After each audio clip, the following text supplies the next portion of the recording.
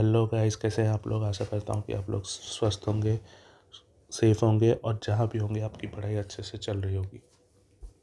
तो पिछला वाला वीडियो को आपने बहुत सारा प्यार दिया, उसके लिए थैंक यू। और ऐसे ही प्यार देते रहे, ठीक है। तो पिछले वाले वीडियो जिसने पहले से देखा होगा, मैंने बोला था कि 2 टॉपिक छूट गए हैं जिनको मैं इस वीडियो में कवर कर दूंगा। बोला था कि मैं नया वीडियो बना के उसको कवर कर दूंगा। सो मैं यही वाला वीडियो में उसको कवर कर दूंगा आज। तो आप जैसे देख पा रहे हैं, ऊपर लिखा होगा THD2, ठीक है। जस्ट मेरे लोगों के ऊपर आप देख सकते हो, फाइल का नाम लिखा है THD2। तो पिछला वाला वीडियो में 2 टॉपिक थे जिनको मैं कवर करने वाला हूँ अभी। ज़्यादा बड़े टॉपिक नहीं है तो उसको ज़्यादा स्ट्रेच आउट नहीं करेंगे एक्सप्लेन करके एंड ऑल। अगर उसका कुछ डेरिवेशन या फिर कुछ होगा तो मैं इसको और एक वीडियो तो नहीं बनाऊंगा, उसके ऊपर शॉर्ट वर्ड बना के छोड़ दूंगा, ठीक है। उसका अभी मैं कुछ सोचा नहीं हूँ, तो उसको बाद में रखते हैं। तो फ़िलहाल के लिए अभी क्या करते हैं, चलो पहले काम पे लग जाते हैं, फिर बाकी बातें बाद में करेंगे, ठीक है। ओके ओके, ठीक है। तो फिर आज का हमारा रहेगा, मतलब एक क्वेश्चन है जो आप अगर बहुत साल पहले से दे रहे हो कॉम्पिटिटिव एग्ज़ाम्स एंड ऑल, तो आप लोग को पता होगा कि एक क्वेश्चन बहुत ही रोम अराउंड हो रहा है। मतलब UPSC CSAT में भी मैंने देखा हुआ है उसको, और even section officers, state section officer and सब एग्ज़ाम में भी आ चुका है ये वाला क्वेश्चन। CGL में भी बहुत बार पूछा जाता है, बैंकिंग में तो बहुत कॉमन टॉपिक है। तो ये टॉपिक अगर हम लोग नहीं पढ़े तो मतलब मेरे को लगता है कि अधूरा रह जाएगा कुछ, तो हम लोग कुछ आधा अधूरा छोड़ना ही नहीं चाहते। और इस वीडियो में और एक क्वेश्चन मैं रखा हूँ जो कि आपको इक्वेशन बिल्डिंग ये सब में हेल्प करेगा, ठीक है। अब मैं क्यों बोल रहा हूँ इक्वेशन बिल्डिंग, क्योंकि कुछ क्वेश्चन होते हैं जो कि रेशियो, प्रोपोर्शन एंड परसेंटेज से ईजिली बन ही जाते, कुछ क्या 99% ऑफ क्वेश्चन बन ही जाते हैं। बट देखो, हम लोग हैं पढ़ने वाले, करेक्ट, लेकिन क्वेश्चन बनाने वाला जैसे हम लोग को नचाना चाहता है वैसे नचाएगा। अब वो समझ लो भगवान है, ठीक है। अब वो जैसे नचाना चाहेगा वैसे कुछ कुछ क्वेश्चन ऐसे वो डालता है जिसमें आपको इक्वेशन बनाना पड़ेगा। और मैं ये ऑन दी फेस, और मैं इस वीडियो में भी बोल रहा हूँ, ठीक है। ऐसा मतलब हर क्वेश्चन तो बन सकता है रेशियो एंड परसेंटेज से, लेकिन कुछ कुछ क्वेश्चन ऐसे होते हैं जहाँ पर आप रेशियो एंड प्रपोर्शन में उलझ जाओगे। वही सब क्वेश्चन को डील करने के लिए हम लोग को इक्वेशन बिल्डिंग सीखना ज़रूरी है। तो इसीलिए मैं एक तो इक्वेशन बिल्डिंग वाला केस भी इस वीडियो में इंक्लूड किया हूँ, एक क्वेश्चन उस टाइप का। तो ठीक है, उसको तो देखेंगे ही। तो अभी आ जाते हैं हम लोग। मैं क्या बताना चाहता था आपको कि एक फार्मूला है, आपने देखा होगा या फिर सुना होगा, नहीं सुना तो अभी देख लो, ठीक है। S1/S2 is equals to √/T2/T1। अब मैं बोलूँगा इस फार्मूला को याद कर लो, ठीक है। इसका डेरिवेशन मैं बाद में कभी शॉर्ट के हिसाब से डाल दूँगा, ठीक है। तो ये फार्मूला हम लोग यूज़ कब करते हैं, ठीक है। ये फार्मूला हम तब यूज़ करेंगे जब 2 ऑब्जेक्ट होंगे, करेक्ट। अब 2 ऑब्जेक्ट, एक A है यहाँ पर, B है, दोनों एक दूसरे की तरफ मूव कर रहे होंगे। लेकिन पॉइंट देखो, दोनों एक समय में ही शुरू करेंगे, सेम टाइम पे। जब ये 9 बजे अगर शुरू कर रहा है अपना जर्नी, तो ये भी 9 बजे शुरू करेगा, ठीक है। या फिर अगर ये अलग टाइम दिया होगा B का, इसके साथ आपको मैच करने पड़ेगा। जैसे कि मतलब अगर B 10 बजे शुरू करता है तो आपको 1 घंटा ट्रैवल कराना पड़ेगा A को, फिर आप ये वाला कंडीशन लगाओगे, ये वाला, ठीक है। ओके, मतलब देखो, मतलब A अगर 2 किलोमीटर पर आवर के स्पीड से जा रहा है, ये 3 किलोमीटर पर आवर के, ये 9 बजे शुरू कर रहा है। सपोज अगर 10 बजे शुरू कर रहा होता, तो ये वाला कंडीशन आप कब लगाओगे, जब दोनों मोमेंट में होगा। ये तो अभी तो मोमेंट पे आया ही नहीं है, क्योंकि ये तो 10 बजे शुरू करेगा अपना जर्नी, ठीक है। अरे यार ये ओके, 10 बजे, ठीक है, 10 बजे शुरू करेगा अपना जर्नी। तो इसको आप 10 बजे तक ले आओ पहले। 9 से 10 में ये कितना, 1 घंटे में 2 किलोमीटर आ गया होगा। तो सपोज ये अगर D है तो ये 2 किलोमीटर आ गया है, तो अभी D-2 के डिस्टेंस पे आप ये वाला फार्मूला लगाओगे, ठीक है। ओके ओके, तो D-2 डिस्टेंस को पे ही ये वाला फार्मूला लगेगा, ठीक है। तो ये हो गया सिचुएशन, ओके। तो अभी इसको मिटाते हैं। रिलेटिव स्पीड भी ये इसी तरह काम करता है। जब तक दोनों बॉडी मोमेंट पे नहीं होंगे तब तक आप रिलेटिव स्पीड लगा ही नहीं सकते हो। ओके, तो अगर एक बॉडी बाद में शुरू करता है अपना जर्नी, तो पहले और एक बॉडी को उसके टाइम जोन में लाओ, उसके बाद शुरू करो क्वेश्चन, ठीक है। ओके, अब ये 9 बजे शुरू करता है। चलो, अभी 9 बजे शुरू करने के बाद ये वाला एक प्लेस है जहाँ पर ये दोनों मीट करते हैं। मीट करते हैं मतलब टाइम सेम होगा, करेक्ट। पिछले वाले वीडियो में मैंने बता रखा है, मतलब मीट करते टाइम सेम होगा, मतलब ए मीट करता है बी को अगर यहाँ पर, तो ए पूछेगा बी से तेरे घड़ी में कितना बजा, बोलेगा बी 10 बजा है। तो बी पूछेगा अगर ए से तो कितना बजा है, तो सेम ही आंसर मिलेगा, 10 बजा है, ठीक है। टाइम सेम है लेकिन दोनों का स्पीड तो अलग है।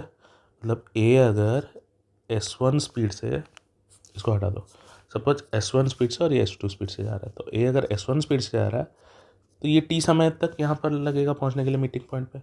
लेकिन बी अगर S2 स्पीड से जा रहा है, अगर वो भी T समय ले रहा है, तो अगर S1 ग्रेटर देन S2 है तो ऑब्वियस सी बात है, तो distance covered by A will always be distance covered by B से ज़्यादा होगा। कॉमन सी बात है, कॉमन सेंस। लेकिन ये वाला फार्मूला तो यहाँ पर, अब ये वाला फार्मूला का तो अभी तक काम नहीं आया। बोलोगे हाँ अभी तक काम नहीं आया, लेकिन अब मैं बताने वाला हूँ। यहाँ तक जो सिनेरियो आप सबको पता होगा रिलेटिव स्पीड का था, पर अभी आता है मेन चीज़। ये वाला फार्मूला कैसे, मतलब कहाँ आप यूज़ करोगे। अब ए और बी यहाँ मीट कर गए, फिर क्या होता है ना, बी बोलता है कि मेरे को तो अभी रेस्ट डिस्टेंस कवर करना है, तो बी जाता है अपने वही स्पीड S2 से किस तरफ, ए के स्टार्टिंग पॉइंट की तरफ, और लेता है T2 टाइम सपोज, और S2 स्पीड से T2 टाइम लेता है, और ए जा रहा है अभी बी के स्टार्टिंग पॉइंट की तरफ जो कि S1 स्पीड से जा रहा है, और सपोज T1 टाइम ले लिया, ठीक है। ओके, तो आप इसको याद कैसे रखोगे अभी इस फॉर्मूले को, देखो अब S1 T1 कौन कवर किया, ए कवर किया। एक काम करना, उसको इक्वल्स करना, ठीक है। मैं याद करने का फॉर्मूला, वो ऐसा है नहीं लेकिन मैं याद करने का फॉर्मूला बता रहा हूँ आपको, ठीक है। Is equal to S2 T2। Okay, अब क्या करो, S1 के नीचे S2 को ले आओ, और T2 के नीचे T1 आ गया क्रॉस मल्टीप्लिकेशन से। अब बस इसके ऊपर रूट ओवर लगा दो, करेक्ट। ये है इसका याद करने का तरीका, ठीक है। तो इस वीडियो को तो हम लोग ज़्यादा लंबा नहीं खींचेंगे, ठीक है। तो आपको पता चल गया इसको कहाँ यूज़ करना है, तो फिर से एक बार बता देता हूँ। वीडियो को ज़्यादा लंबा बिल्कुल स्ट्रेच नहीं करेंगे, एक बार झट से मैं एक्सप्लेन कर लेता हूँ, आप लोग समझ जाओ। ये बस सिनेरियो और एक ही टाइप का क्वेश्चन आता है। अब बिल्कुल चिंता मत करो कि इसमें कुछ ज़्यादा घुमाएगा, एक ही टाइप का क्वेश्चन आता है इसमें, ठीक है।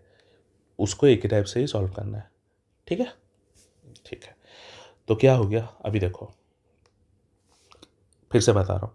ए निकल रहा है यहाँ से, बी निकल रहा है यहाँ से। पहला कंडीशन क्या चेक करोगे, दोनों सेम टाइम पे निकल रहे हैं या नहीं, ठीक है। अब दोनों सेम टाइम पे निकल रहे हैं या नहीं चेक कर लिया, ठीक है, चलो सेम टाइम में निकल। अब पूछा हुआ क्वेश्चन में मीट करने के बाद ए जा रहा है बी के स्टार्टिंग पॉइंट की तरफ, बोला होगा क्वेश्चन में, और बी जा रहा है ए के स्टार्टिंग की तरफ। जैसे ही आपको ये क्वेश्चन दिख जाए, ये वाला फार्मूला आपके माइंड पे क्लिक करना चाहिए। और ये वाला फार्मूला कैसे यूज़ करेंगे हम लोग एक क्वेश्चन पे देखते हैं नीचे करके, ठीक है। ओके, तो चलो ये वाला क्वेश्चन को करते हैं, इसको थोड़ा नीचे ले लेता हूँ। ओके, ये वाला question, two body start from opposite direction, opposite end P and Q, ठीक है। ये पी और ये क्यू हो गया।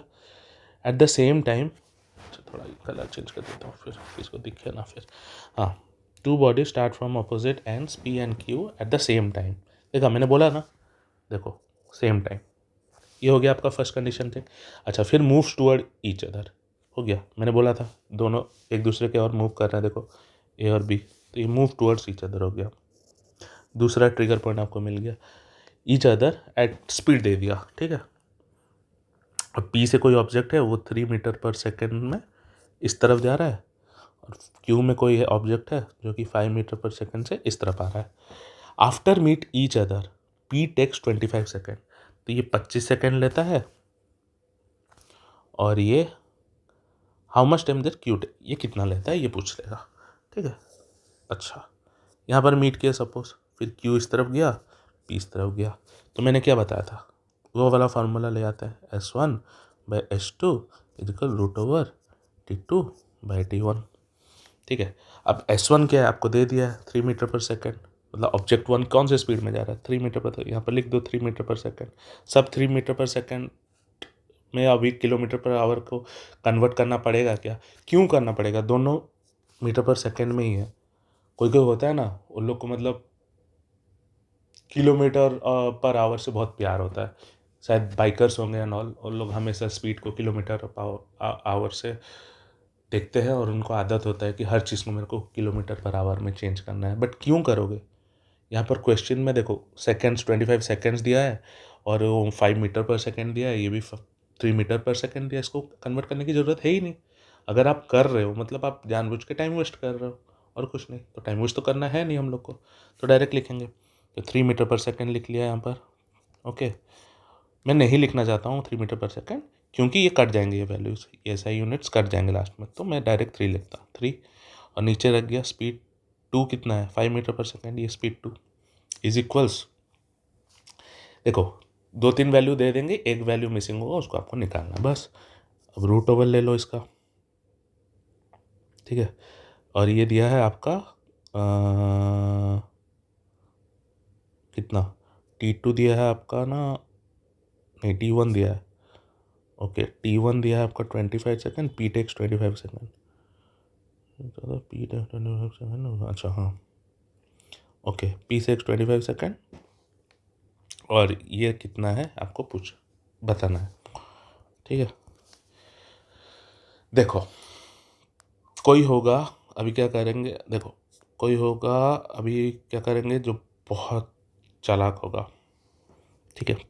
तो वो क्या करेगा, पहले क्या करेगा, इस स्क्वायर रूट हटाने के लिए दोनों को स्क्वायर कर लेगा, 9 और 25, तो ये आ जाएगा 25, ये आ जाएगा तुम्हारा x², ठीक है, सॉरी x, 25 कट गया, x is equals to 9, correct, very correct, tick मारो। अब कोई होगा प्रो, तो वो देखेगा किसका √ओवर होता है 3, किसका √ओवर होता है 5, 25 का √ओवर 5 है तो यहाँ पर 9 ही रहेगा, ऑब्वियस सी बात है। ऐसे भी आप कर सकते हो, जिस वजह से कि यहाँ से आप सोच सकते थे ये वाला स्टेप करने का ज़रूरत नहीं था, क्योंकि फिर 2-3 सेकेंड इस वाले स्टेप में आपके वेस्ट हुए होंगे। ओके चलो, ये वाला क्वेश्चन तो हो गया। ऐसे ही क्वेश्चन देगा और मतलब ज़्यादा घुमाएगा नहीं, ऐसे ही डायरेक्ट क्वेश्चन देगा कि दो P and Q same time पे निकल रहे हैं, मूव्स टुवर्ड ईच अदर, एक जगह पे मीट किए और उसके बाद दोनों ही एक दूसरे के स्टार्टिंग पॉइंट की तरफ जा रहे हैं, ठीक है। ऐसे ही क्वेश्चन देगा, तो इसको आप इजीली डील कर सकते हो अभी, ठीक है। अभी हम लोग नेक्स्ट क्वेश्चन की तरफ चलते हैं। इसमें मैं बोल रहा था इक्वेशन बिल्डिंग। अच्छा क्या होगा इक्वेशन बिल्डिंग, मैं आपको दिखाता हूँ। देखो पहले तो ये वाला फॉर्मूला में ये चैप्टर डिपेंड किया है, तो D = S × T। तो इसमें इसका यूज़ कैसे करें, अ बस travel from X to Y with a constant speed, ठीक है। कांस्टेंट स्पीड में जा रहा है एक बस X से Y की तरफ, ठीक है। If speed were increase by 15 kilometre, if, ये इफ़ वाला कंडीशन है, इमेजिनरी कंडीशन है, ये रियल नहीं हुआ, तो ठीक है। मैं सोचता हूँ ये डिस्टेंस को D ले लेता हूँ और इसको मैं सोचता हूँ ये S है, ठीक है। स्टार्टिंग इनिशियल स्पीड उसका S है और D किलोमीटर उसको ट्रैवल करना है X से Y, ठीक है। ये जा रहा है, बोल रहे हैं कि जब वो 15 किलोमीटर प्रति घंटा इंक्रीज करता है अपना स्पीड को, then it would have taken 2 hour less. अब क्या 2 आवर लेस आपको दिख गया, 2 आवर लेस क्या है, 2 आवर है क्या, टाइम है। तो हम लोग क्या करते हैं, इस सारे क्वेश्चन को टाइम पे कन्वर्ट कर सकते हैं, टाइम वाले फॉर्मूले पे, ठीक है। टाइम वाला फॉर्मूला मतलब क्या हुआ, T = D/S लिख सकता हूँ मैं, करेक्ट। तो ठीक है, तो पहला टाइम वाला कंडीशन क्या होगा, चलो मैं लिखता हूँ। पहला टाइम वाला कंडीशन होगा कि वो बोला है 2 आवर्स लेस लेता है, जब वो नॉर्मल स्पीड में जा रहा होगा, ये D/S है, तब उसको कितना टाइम लगा होगा, सपोज उसको टी लगागा टाइम डी बाई एस जब वो नॉर्मल स्पीड से गया। अब वो जा रहा है 15 किलोमीटर ज़्यादा की स्पीड से, मतलब डी एस प्लस 15। इसको मैं ले लेता हूँ टी डैश, इसको टी डैश समय लगा। क्वेश्चन में बोला है जो टी डैश है और जो टी है उस दोनों के बीच, ठीक है, अब ठीक से सुनो, अब जो टी डैश है और टी है उन दोनों के बीच का जो टाइम डिफरेंस है वो 2 आवर्स है, करेक्ट। अब ये देखोगे, मैं बोल रहा हूँ ध्यान से सुनो, अब ये देखोगे दोनों में से स्पीड बड़ा किसका होगा, मतलब टाइम, ये जो टी डैश बड़ा होगा या टी बड़ा होगा, करेक्ट, क्योंकि दोनों का डिफरेंस लेना है। ओके, तो टाइम तो कभी नेगेटिव में नहीं है, तो हम लोग को बड़ा वाला को ढूंढना पड़ेगा। तो बड़ा वाला है कौन? अच्छा, पहले देखो डी बाई एस, एक डी बाई एस है और डी एस बाई 15 है। तो एस बाई 15 एस से बड़ा है, एस बाई 15 बोलो, एस प्लस 15 एस से बड़ा है। तो अगर डिनोमिनेटर बड़ा है तो ये टी डैश तो छोटा ही होगा ना, क्योंकि डी कांस्टेंट है दोनों में। अगर इसका डिनोमिनेटर बड़ा है टी डैश का टी से, तो टी डैश तो वैल्यू छोटा हुआ। तो मैं लिख लेता हूँ यहाँ पर D by S minus D S plus 15 is equals 2। ये एक इक्वेशन हो गया। ओके, अब नेक्स्ट क्वेश्चन पे चलते हैं, मतलब नेक्स्ट पार्ट पे चलते हैं क्वेश्चन के। It would have taken 1 hour more if speed were decreased by 5 kilometre. Okay, done. अब देखो एक इनिशियल स्पीड था ये टी, अब बोला है डिक्रीज हो गया स्पीड s-5 से, ठीक है, इसको मैं ले रहा हूँ टी डबल डैश। अब मेरे को बताओ टी और टी डबल डैश में से छोटा कौन है? ये s है और s-5 है, तो s-5 s से बड़ा है या छोटा है? मेरे को ये बताओ। अगर नंबर सिस्टम आप ठीक से पढ़े होगे तो ये एक नंबर लाइन है, यहाँ अगर s है और ये s-5 किस तरफ होगा, आगे होगा या पीछे होगा? ऑब्वियसली पीछे होगा s-5। तो s-5 छोटा है, तो s-5 अगर छोटा है, डिनोमिनेटर अगर छोटा है वो वैल्यू ज़्यादा होगा, तो s-5 आगे लिखेंगे, मतलब टी डबल डैश बड़ा है। अभी इस कंडीशन में क्या था, टी डैश बड़ा, मतलब टी बड़ा था टी डैश से, अब यहाँ पर टी डबल डैश बड़ा है टी से, ठीक है, दोनों कंडीशन हो गए। Minus D by S is equals to 1, एक पेज लगेगा, ठीक है। ओके, ये हो गया हमारा सेकेंड इक्वेशन।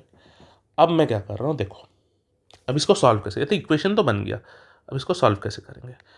अच्छा, एक काम करता हूँ, इस फिर से लिखने से अच्छा इसको यहाँ ले आता हूँ, इक्वेशन 1 दोनों को अलग अलग सॉल्व करते हैं, इक्वेशन 2, ठीक है। ओके, तो मैं डी को कॉमन ले आया अगर, तो अंदर रह गया 1 minus S 1 by S plus 15। देखो ये आप मन में ही कर सकते हो, हाँ ठीक है, प्रैक्टिस करने के बाद आ जाएगा। मैं कर रहा हूँ, आप देखते रहो बस। Is equals to 2। अब डी यहाँ से कॉमन ले लिया तो 1 1 by S is equals to 1 over दिया ना, हाँ, दोनों के बीच टाइम डिफरेंस। अब पूछोगे यहाँ पर लेस दिया था यहाँ पर मोर दिया है, ऑब्वियसली, क्योंकि देखो टी डबल डैश, इसमें टी डैश छोटा था, इसमें टी डबल डैश बड़ा है, तो मोर ही होगा ना, ठीक है, करेक्ट। अब एक बार पढ़ो क्वेश्चन और इसको एनालाइज करो, खुद से सोचो ताकि आपका दिमाग काम करे, ठीक है। एक बार लॉजिकली सोचो और देखो कि मैंने जो बताया टी डबल डैश क्यों बड़ा हुआ, टी डैश क्यों छोटा हुआ, ठीक है, एक बार खुद से सोचो। ओके, अब इसको सॉल्व करते हैं। तो अभी इसको अगर मैं सॉल्व करूँ, मैं दोनों को डी के फॉर्म में ला सकता हूँ, देखो यहाँ भी डी है यहाँ डी है, दोनों को डी के फॉर्म में ला सकता हूँ, हाँ ला सकता हूँ। कैसे ला सकता हूँ?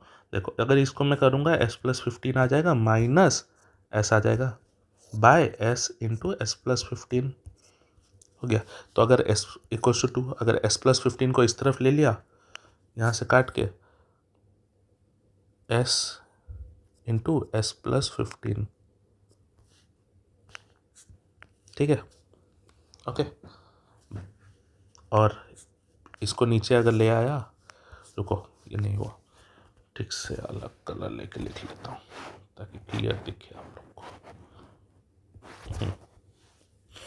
तो d इज इक्वल्स हम लोग लिख सकते हैं ये वाला पार्ट को पहले देखो, ये वाला पार्ट को मैं पहले सॉल्व कर रहा हूँ। क्या होगा, क्रॉस मल्टीप्लिकेशन से ये ऊपर जाएगा, ये ऊपर जाएगा, तो s+15 minus S by s into s+15 is equals to 2। ठीक है, इज इक्वल्स टू 2। तो अब मैं d को ले आऊँगा इस फॉर्म में, इधर d है तो d को लेफ्ट साइड में रहने दूंगा और इस साइड ये वाले इक्वेशन को पूरा RHS में ले आऊँगा। जब अगर RHS में आ गया तो ये क्या हो जाएगा, d is equals to 2 into s+15 by s+15 minus S. Correct, okay, ये वाला हो गया। अब इसको अलग कलर से कर लेता हूँ। ओके, सिमिलरली इसको अगर मैं खोलूँ तो ये हो जाएगा तुम्हारा, ये s था ना, s माइनस, अब देखो केयरफुली खोलना, s -5 को, ठीक है, माइनस के अंदर ऊपर ब्रैकेट है, जब ब्रैकेट खोलोगे तो ये प्लस होगा, तो देख लेंगे उसको, ठीक है। फिर s into s-5 is equals to 1। अब मैं इस चीज़ को पूरा RHS में ले जाऊंगा, इसको भी d के फॉर्म में रख दूंगा। तो 1 है तो 1 को छोड़ दो, इंटू करने से तो सेम ही रहेगा। तो s इंटू s-5 को, s और 5 सेम दिख रहा, हाँ, s-5 और s माइनस s प्लस 5। ठीक है, हो गया, s और s कट गए, ठीक है, यहाँ भी s और s कट जाएंगे। तो क्या हो गया, अब दोनों d को इक्वेट कर सकते हो क्योंकि सेम ही तो डिस्टेंस है, डिस्टेंस तो सेम ही है d, ठीक है, कांस्टेंट है, तो डिस्टेंस का वैल्यू तो जो भी होगा, अब देखो अभी इक्वेशन में दिया नहीं है डिस्टेंस, हम लोग को निकालना है, तो जो भी d होगा तो सेम ही होगा ना।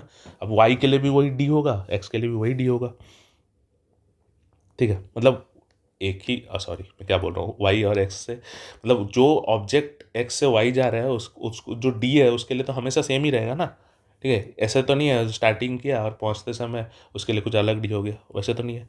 तो d सेम रहा तो d को इक्वेट कर लेते हैं दोनों में, दोनों d तो सेम है, तो ये वाला इक्वेशन लेफ्ट साइड वाला 1 और 2, ये दोनों इक्वेशन 1 इक्वल टू 2 है, ठीक है। तो अभी मैं क्या करता हूँ, s इंटू s-5, रुको, 2 into s into s+15 bye 15, और इस साइड आ गया आपका s इंटू s-5। बेसिक से कर रहे हैं हम लोग, ठीक है। ये इक्वेशन बिल्डिंग आपको देख रहे हो ना, इक्वेशन कैसे हमने बिल्ड किया और कैसे सॉल्व कर रहे हैं, तो इसमें ध्यान रखना। अभी देखो कोई कोई होगा इसको और सिंप्लीफाई करेगा कैसे, अब ये डर जाएगा ये तो कुछ कट नहीं रहेगा, क्यों नहीं कट रहा, ये देखो कट रहा है ना, 5 गया 3 से कट गया, अभी